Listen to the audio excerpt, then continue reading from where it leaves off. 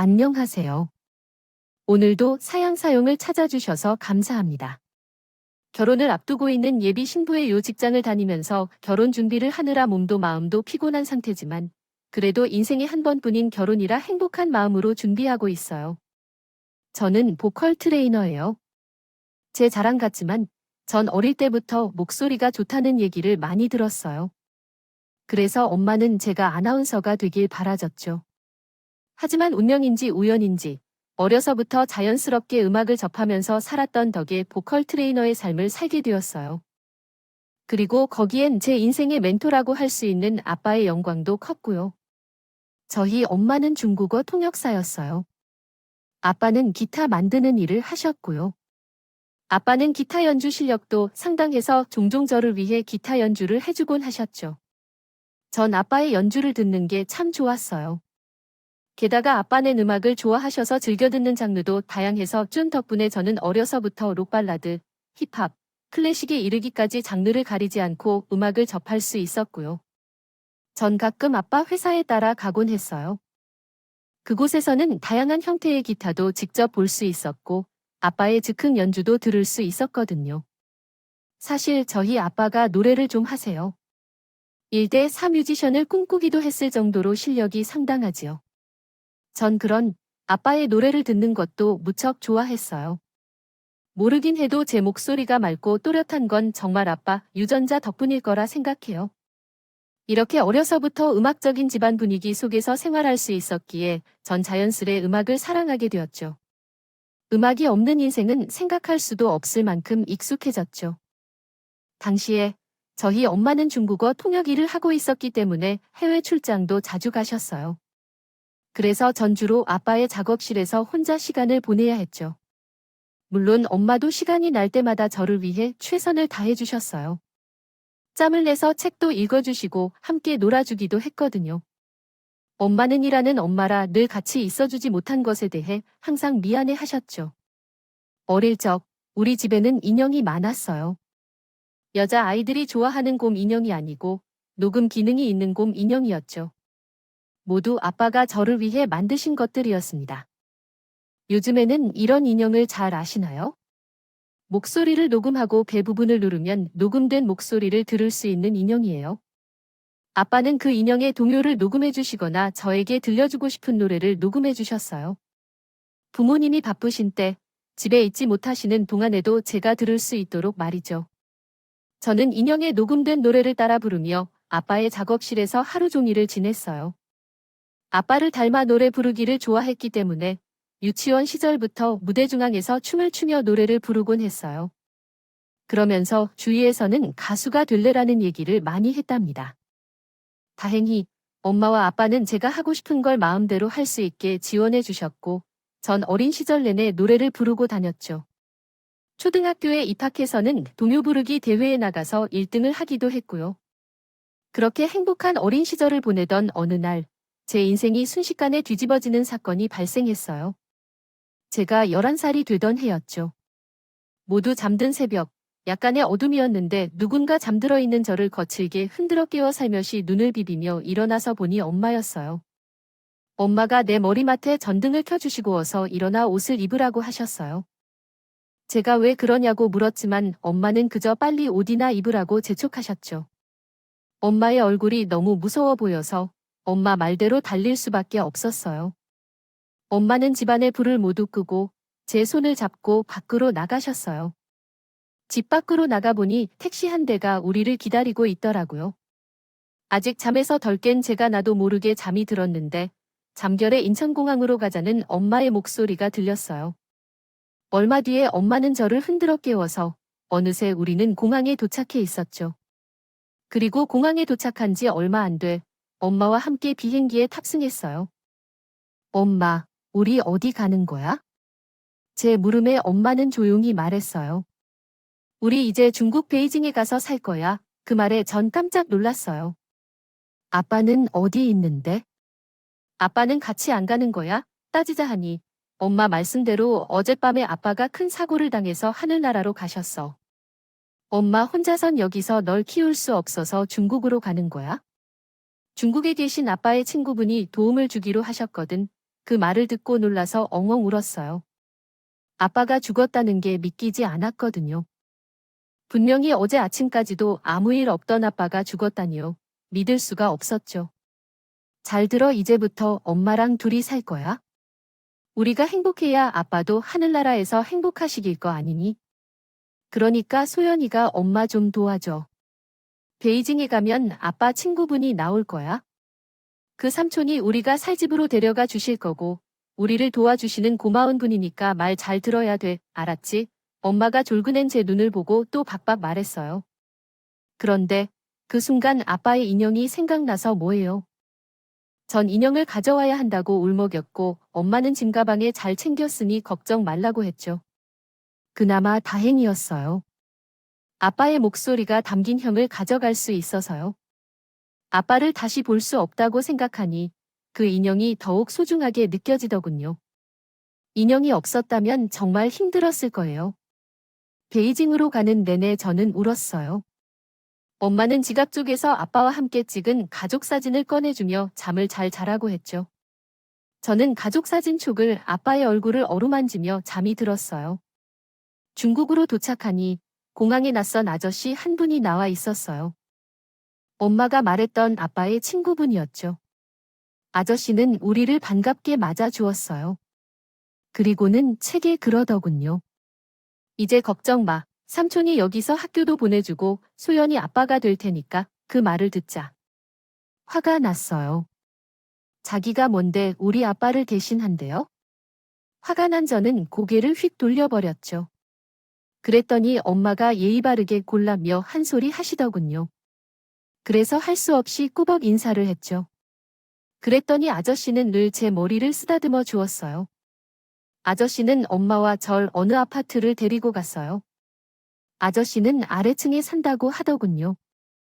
무슨 일 생기면 바로 부르라고 했죠. 그렇게 중국 생활은 시작되었어요. 평소일 때 미슈 중국을 왕래하던 엄마는 적응을 잘 했어요. 중국어에 능통해서 일자리도 쉽게 구할 수 있었고요. 전 그런 엄마 곁에서 조금씩 중국 생활을 익혀나갔어요. 그렇게 한두 달 정도 지났을까 엄마는 저를 국제학교에 등록시켰어요. 국자교의 특성상 영어를 써야 했는데 처음엔 좀 힘들었지만 그래도 어느 정도 시간이 지나니 익숙해지더군요. 어려서부터 아빠를 따라 합정도 부르고 디즈니의 영화들을 많이 봐서 그랬던 것 같아요. 게다가 엄마 덕에 중국어도 익혀서 전 세계어를 자유롭게 사용하게 됐죠. 그러는 동안 아저씨는 제가 아빠 역할을 해줬어요. 학교 등록할 때도 도와주셨고 학교 행사 때는 엄마와 함께 오셨죠. 처음에는 아저씨가 낯설고 어색했지만 시간이 지나니 익숙하게 느껴졌어요. 꼭 아빠 자리를 차지한 것 같았죠. 그럼에도 전 밤마다 아빠 목소리가 녹음된 인형을 들으며 아빠를 그리워했어요. 엄마 몰래요 이런 모습을 보면 엄마도 가슴 아플 것 같았거든요. 그래서 아저씨와는 늘 보이지 않는 벽이 있었어요. 아무리 제게 잘해줘도 이 절대로 내 아빠는 될 수 없다는 확신이 들어요. 그래도 고마운 마음은 있었어요. 어쨌든 엄마와 절 보살펴 주셨으니까요. 하지만 엄마는 저와는 달랐죠. 시간이 지날수록 마치 시부부처럼 행동했고 많이 의지했어요. 처음에는 엄마를 이해하려고 했어요. 엄마도 갑자기 남편을 잃은 마당에 의지할 수 있는 사람이 필요하잖아요. 그런데 엄마가 아저씨와 함께 웃고 팔짱을 끼고 다정하게 있는 모습을 보니 그렇게 화가 나더라고요. 엄마가 꼭 배신자 같았거든요. 엄마는 아빠를 너무 쉽게 잊어버린 것 같았어요. 애초에 아빠를 사랑하지 않았던 사람처럼. 그렇다고 해도 전 그런 것에 대해 아무 말도 하지 않았어요. 그랬다간 엄마 맞서 실망할 것 같았거든요. 아무튼 그렇게 저는 중국에서 어느덧 고등학교까지 졸업하게 됐어요. 대학도 중국에 있는 대학교에 지원해서 학교 통지서까지 받은 상태였죠. 그런데 입학하기 몇 달 전 한국에서 안 좋은 소식이 들려왔어요. 외할머니가 많이 아프시다는 거예요. 외할머니는 아프신 와중에도 저를 많이 보고 싶어 하셨죠. 그래서 전 엄마에게 한국에 다녀오자고 말했어요. 하지만 엄마는 일 때문에 시간이 안 나서 저 혼자 한국에 다녀오게 됐죠. 엄마 낸 걱정을 많이 하더라고요. 나도 이미 성인인데 말이에요. 뭘 걱정하는 엄마를 안심시켰어요. 그렇게 저는 한국으로 비행기를 탔어요. 한국을 떠난 지 벌써 9년이 훌쩍 지kis어요. 인천공항에 도착해보니 정말 많이 다르더라고요. 하지만 익숙한 한국 같아서 새로운 안심감이 들지 않았어요. 일단 외할머니가 계신 병원으로 바로 갔어요. 절 보자 외할머니는 눈물을 흘리셨어요. 왜 이제야 왔냐고? 그동안 얼마나 보고 싶었는지 아니 싶은 듯하며 할미가 살면 얼마나 살겠냐고 같이 살자 그러셨죠. 아이처럼 조르는 외할머니를 보자 저도 마냥 뿌리칠 수 없었어요. 그래서 엄마한테 연락해 입학 전까지만 한국에 있게 해달라고 했죠. 엄마도 혼자 계시니 외할머니가 걱정됐는지 그러라고 하셨어요. 그렇게 저는 외할머니와 함께 살게 되었어요. 그런 중에 용돈벌이를 위해 아르바이트를 하게 되었고 인터넷을 뒤지다 음악학원 구인 공고를 발견했는데 무작정 면접을 보게 되었어요. 덜컥 아까 그랬지 뭐예요 라고 아이들을 대상으로 한 교육 동료 녹음하는 일이었어요. 일은 어렵지 않았어요. 학원에서 정해준 동료를 가이드라인에 따라 녹음실에서 녹음하면 되는 거였으니까요. 일주일에 두세 번 정도 나가서 한두 시간 녹음을 하고 왔어요. 그러던 어느 날 학원 원장님이 잠시 쉬면서 간식이라도 먹으라고 하셔서 원장실에서 수다를 떨고 있었어요. 그때 원장님이 CD를 하나 틀어주시며 한번 들어보라고 하셨어요. 수연 씨가 전에 일을 해주던 분이 녹음한 건데 연세가 있으신데 어쩜 그렇게 목소리가 좋은지? 시간 날 때마다 정작을 틀어놓고 듣는다니까 한번 들어봐요. 소연 씨도 잠시 후에 CD 플레이어에서 노랫소리가 흘러왔어요. 나왔어요. 트로트 곡이더라고요. 학원에서 나 이들 말고 성인들을 위한 트로트 교육용 CD도 제작했었는데 그 용도로 맞는 것 같았어요. 그런데 전주가 끝나고 첫 소절이 흘러나오던 순간 저는 몸이 굳어버리고 말았어요. 꿈에서도 잊을 수 없었던 그 목소리가 흘러나왔거든요. 바로 우리 아빠 목소리가요. 너무 놀라서 손가락 2절 덜 달렸어요. 미친 소리라는 거 알지만 돌아가신 우리 아빠 목소리였어요. 저는 달리는 목소리로 원장님께 물었어요. 원장님, 이거 녹음하신 분 아직 계세요? 원장님은 한 달 전쯤에 그만두셨다고 하셨어요. 혹시 그분 연락처를 알 수 있냐고 물었죠. 원장님은 채용할 때 받은 이력서에 연락처가 남아있지만 남의 개인정보를 함부로 알려줄 수는 없다고 하셨죠. 저는 한참을 생각한 끝에 겨우 번호를 얻어낼 수 있었어요. 그날 밤, 전 쉽게 잠을 이루지 못했어요. 원장은 받은 전화번호를 들고 뜬 눈으로 밤을 지새워줬어요. 다음 날 아침, 그런 눈을 감고 전화를 해보기로 했어요. 기다린이 된다면 확인이라도 하자는 심정으로요. 그렇게 떨리는 손으로 번호를 눌렀어요. 신호가 가는 동안 심장이 콩콩 뛰어 앉아요. 그리고 마침내 누군가 전화를 받았어요. 여보세요. 저는 그 소리를 듣자마자 울음을 터뜨렸어요. 분명 우리 아빠였거든요. 전에 목이 메어 아무 말도 못하다가 아빠라고 말했어요.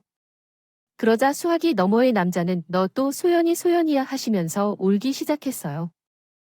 그렇게 한참을 아빠와 저는 말을 잇지 못한 채 핸드폰을 붙잡고 울기만 했어요.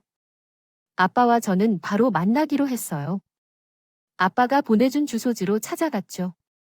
작은 빌라에 혼자 살고 계셨더라고요.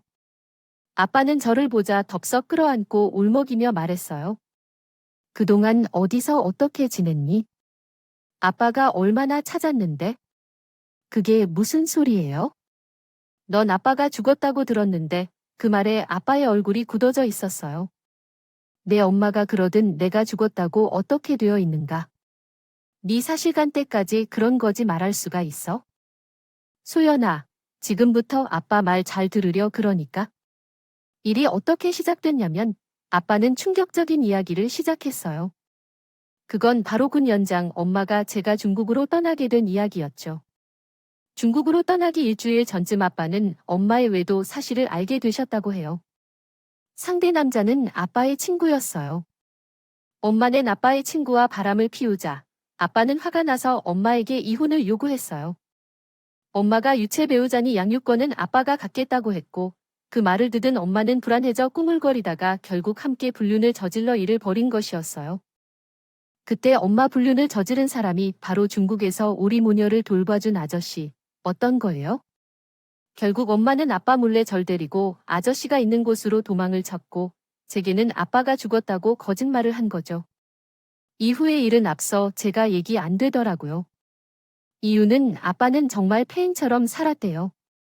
친할머니는 엄마가 바람난 것도 모자라 절 데리고 도망갔단 얘기를 들으시고 근 펄쩍 되셨고 친할아버지는 돈은 얼마든지 줄 테니 너는 꼭 찾아야 한다고 하셨대요.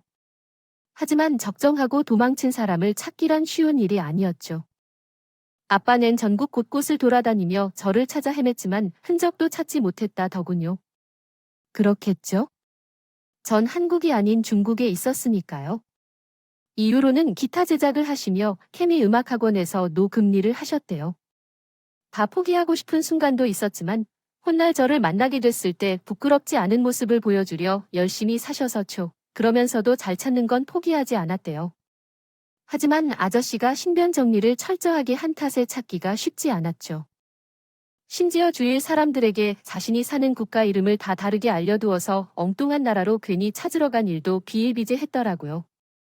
그 얘기를 들으니 아빠가 너무 불쌍했어요. 그런데도 아빠는 아빠가 먼저 잘 찾지 못해서 미안하다고 하시더라고요. 전 아빠를 통해 사건의 전말을 듣고 보니 도저히 엄마와 아저씨를 용서할 수가 없었어요. 한국을 떠나던 날 비행기 안에서 엄마가 흘린 눈물을 생각하니 피가 거꾸로 솟는 것 같았죠. 또한 아빠한테 상처를 주며 불륜남을 삼촌하며 같이 살다시피 했던 시간들이 저주스러웠어요. 아빠 대신 저라도 두 사람한테 복수를 해주고 싶다는 생각이 간절할 정도로 야, 난 우리 딸이 돌아왔으니까 그걸로 됐다. 아빠는 다 괜찮아. 예전에는 네 엄마가 죽이고 싶을 만큼 이왔는데 지금은 그런 생각 안 하려고. 나한텐 우리 서연이 많이 쓰면 되니까 아빠 내 모든 걸 다 잊고 싶어 하셨어요. 그러나 딸 보니 지난 생활이 얼마나 모질었기에 지금의 이 정도의 행복이 더 만족하는지 가슴이 짠해지더라고요. 그래서 전 결심했어요.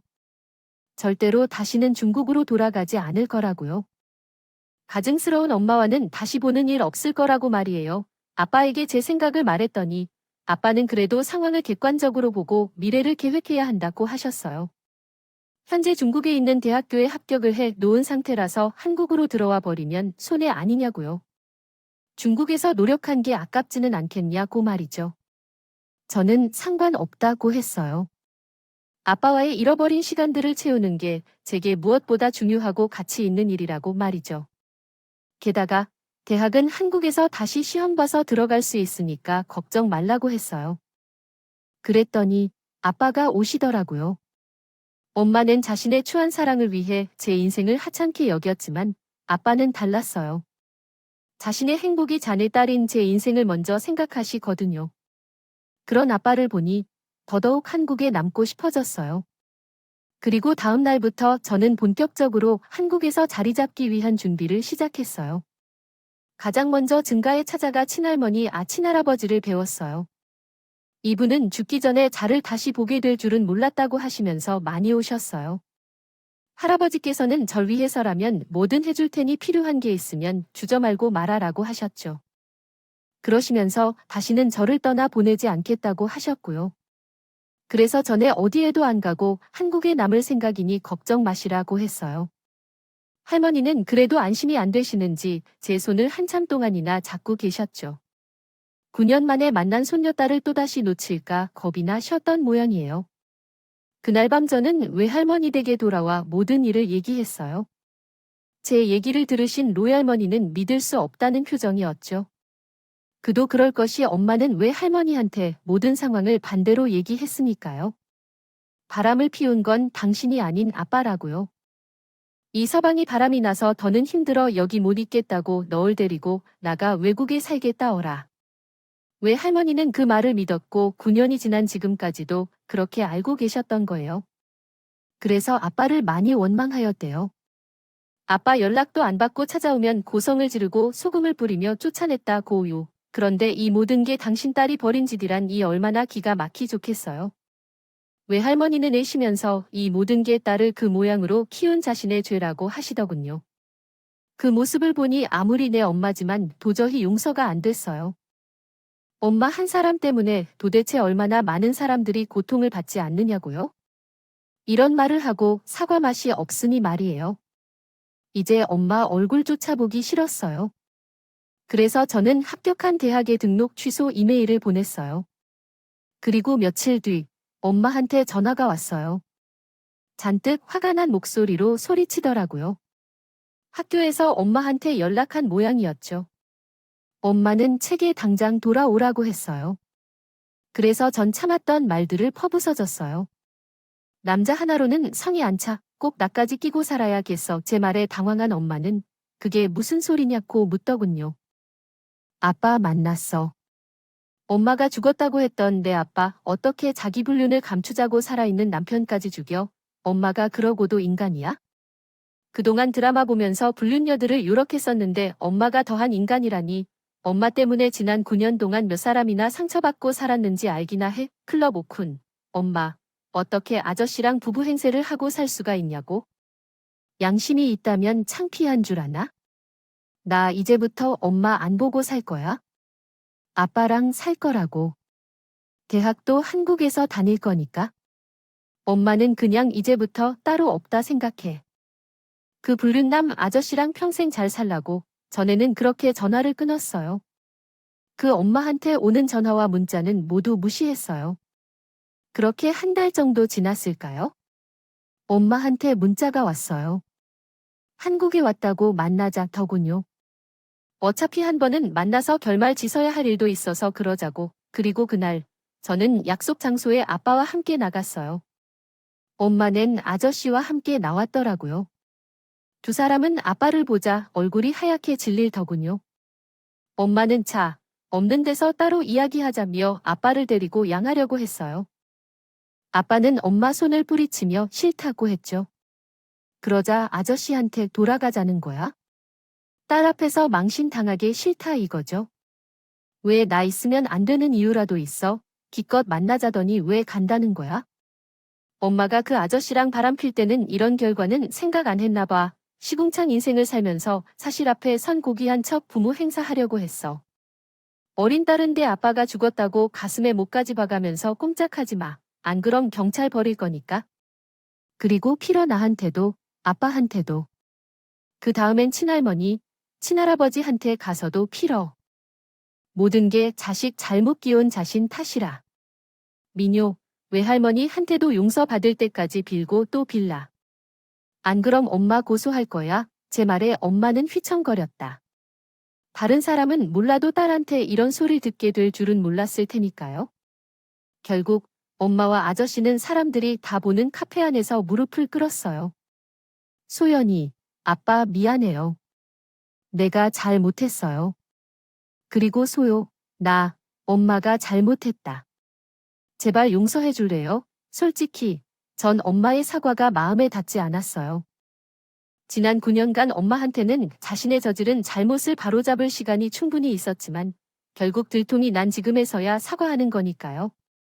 그런데 그 순간 엄마가 서류 한 장을 내밀었어요. 이왕 이렇게 된 거 이참에 확실히 하고 싶어요. 이야기가 지난년 9월부터 시작되었어. 당신은 그동안 내 가장 소중한 것인 소희를 책임져줬던 사람이었어야 했고 그렇지 않았다. 나와 어머니는 소희의 이혼 신청을 받아들였지만 이로 인해 모든 게 끝나는 것은 아니겠지. 너는 거짓말과 유괴로 우리에게 상처를 주었어. 그것에 대한 사과 한마디만으로는 무엇도 해결되지 않아. 아빠가 집을 나오는 자리를 박차고 나왔어요. 그리고 매출도 아빠는 엄마한테 소송을 걸었어요. 그리고 아저씨한테도 상당한 위자료 청구 소송을 했고요. 그제서야 엄마가 집까지 찾아와 을 구불구 용서해달라고 사과를 했어요. 아빠는 모든 벌을 법정에서 받으라고 소리쳤고 한 번만 더 찾아와 동네를 시끄럽게 굴면 경찰을 부르겠다고 엄포를 왔어요. 그 후로 엄마는 제게 문자를 보내서 아빠 줌을 설득해달라고 떼를 썼지만 전 아무런 답장도 하지 않았죠. 하루는 아빠가 그러더라고요. 자신은 엄마를 용서할 수 없지만 전 입장이 다르지 않냐고요. 지금은 엄마가 미안하다지만 시간이 지나면 이번 일로 오히려 제가 더 상처받을까 걱정이 되신다고요. 전 그때가 돼봐야 알겠지만 모르긴 해도 아빠가 세상을 떠났다는 말을 들었던 9년 전 그날의 상처보다는 덜 아플 것 같다고 말했어요. 그러자 아빠는 더 이상 아무 말도 하지 않았습니다. 소송은 그 후로도 오랫동안 진행됐어요. 그리고 결국 아빠의 승소로 끝이 났죠. 이후에 엄마와 아저씨는 헤어졌다고 하더라고요. 엄마가 소송에 빠져 있는 사이에 안 그래도 지친 아저씨한테 여자가 생겼다고 하더라고요. 결국 엄마는 불륜으로 얻은 남자를 불륜을 잃게 된 셈이에요. 저는 한국에 정착해 아빠와 함께 살기 시작했어요. 죽어라 다시 공부해서 수능을 받고 남들보다 조금 늦게 대학에 들어갔어요. 그리고 대학 시절 만났던 남자친구와 결혼을 할 예정이에요. 그런 날짜를 잡고 얼마 지나지 않아서 엄마한테 전화가 왔더라고요. 왜 알마니한테 결혼 소식을 들었다며 제발 결혼식만이라도 가게 해달라고 하더군요. 전 딱 잘라 거절했어요. 남편 될 사람들의 사정 다 알고 있어서 괜히 결혼식장에 와봐야 사람들한테 눈총만 받을 거라고요. 그 말에 엄마도 더 이상 오겠다는 소리를 안 하더라고요. 제 결혼식 축가는 아빠가 해주시기로 하셨어요. 그런데 길삼 요즘 트로트에 한창 빠져 있으셔서 그런지 식장에서 축가로 트로트를 부르겠다고 하시지 뭐예요. 그래서 요즘 그 문제로 아빠랑 티기억대고 있답니다. 아, 누가 우리 아빠 좀 알려줬으면 좋겠어요.